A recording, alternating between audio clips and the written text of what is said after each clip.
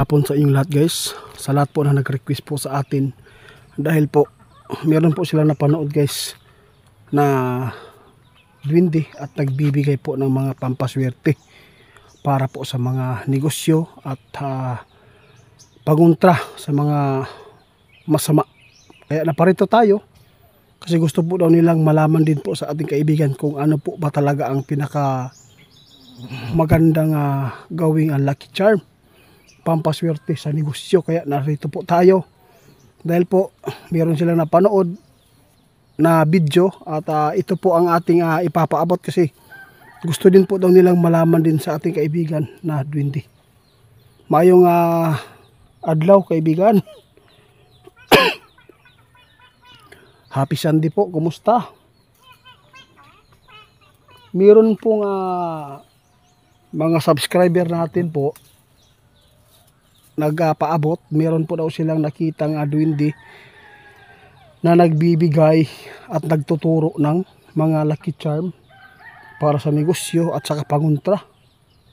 Gusto po daw nilang malaman din sa inyo kung ano po daw ang maganda din po daw na idagdag po doon sa duwende na napanood po daw nila. Ano po daw ang maganda po pampaswerte po sa negosyo.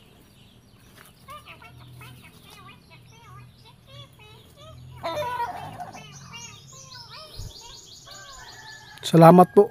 Meron pong itinuturo ang ating kaibigan. Alam po niyo guys, napakarami ang pampaswerte. Pero bihira lang po ito makita. Hindi po ito basta-basta. Porket itinuturo ng ating kaibigan yung mga halaman na makukuha sa gubat at saka yung paghahunting ng mga tulad po ng mutya ng balani, mutya ng kidlat. Mahirap po kung hindi po para sa iyo yan. Hindi po yan ipagkakaloob kung ano po ba ang inyong status sa inyong ugali, no? Hindi po kayo pagkalooban. Yun po ang sabi ng ating kaibigan.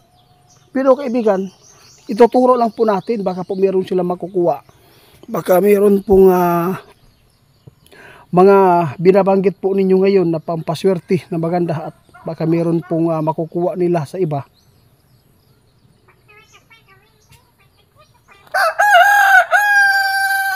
Sa totoo lang guys, unang-una, ang pinakamaganda po pampaswerte yung nakuha talaga natin din po, no? Marami na po talaga na makapag-prove yung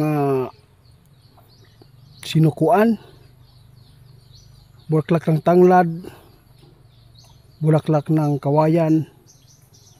Yun po. Ano pa kaibigan? Yun po ang mga magaganda na ano pa? At saka yung balani, no? Batong balani. Maganda din po yan sa negosyo guys. Ngunit sa atin, wala po tayo niyan, no? Wala. Kaya kung meron na kayong mapapanood, meron akong dalawa pero may nakakuha na. Kaya nais po natin ituturo din po kung ano po din ang mga panguntra, no, na maganda dadalhin kung kayo po ay pupunta sa mga area na delikado.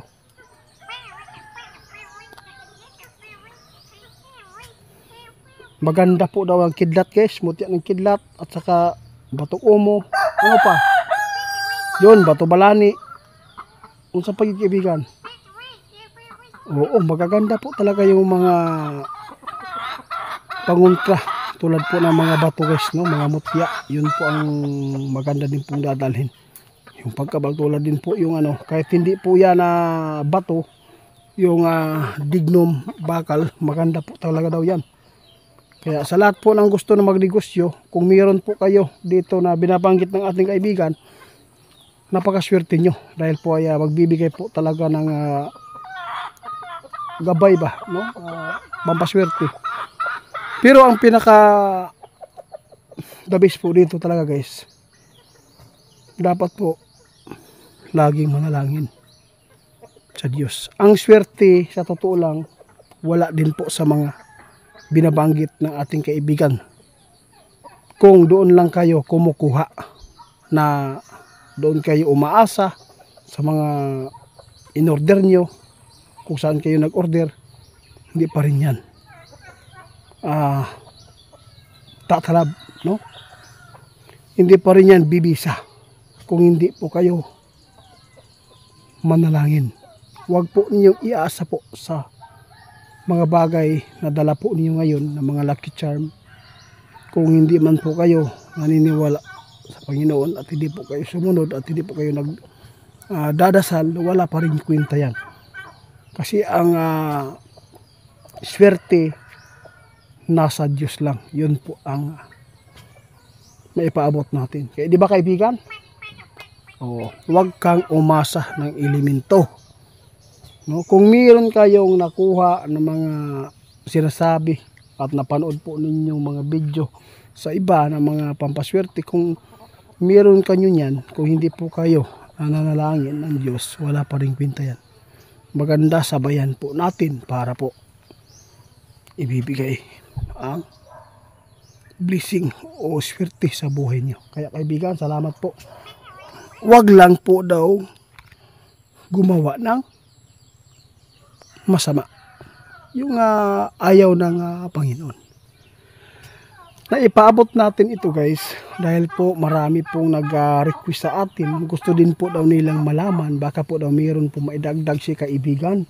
Kaya sinabi ng ating kaibigan, maganda po yung batong balani at saka yung sinukuan, pampaswerte talaga yan. Bulaklak ng tanglad, bulaklak ng tawag dito, kawayan at buto ng sinukuan, yung bunga. Salamat po sa inyong paabot kaibigan ha. Ako ay nagpapasalamat. Nasa inyo lang po guys kung maniniwala po kayo. Yung ipinapaabot po natin, nasa inyo lang po ang pagpapasya. Kung kahit gaano pa kayo karaming mga agimat o lucky charm dyan, kung ano-ano pa yung nasa katawan nyo, kung hindi kayo sumunod sa utos ng Diyos, walang kwenta yan. Hindi talaga yan bibisa. Kaya yung mga lucky charm, hindi po talaga, hindi basta-basta na makukuha mo lang ng ganun po ka sa yun, no? Paghirapan mo yan. At saka kung kailangan po na ikaw po talaga ang mabigyan, pinagkalooban yan, ibig sabihin yan, karapat dapat ka. Kasi marami pong mga nakakuha ng mga ganyan. Meron din pong mga tao na hindi po talaga, no? Pabisa. Anon. Depende talaga sa tao yan kung ano po talaga ang ugali. Kung masama. Kung meron kayong mga agimat na para sa masama, kung masama yung mga agimat nyo, kung ganyan po ugali din po ninyo masama, bibisya po.